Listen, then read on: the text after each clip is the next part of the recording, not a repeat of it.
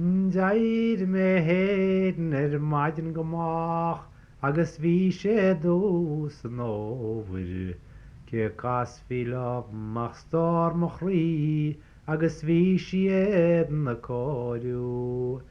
Bhí si deas barnas glas sviagru a gad na rosaí.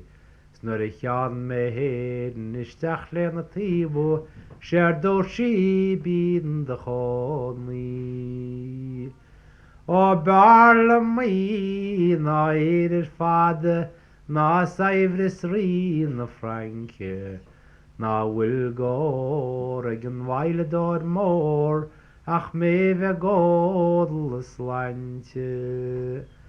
Tá main si sa post an rá le láb cead a Harris máthir ach a bhaid an ógus tómh smíl se póg a bhruach na carréige báine.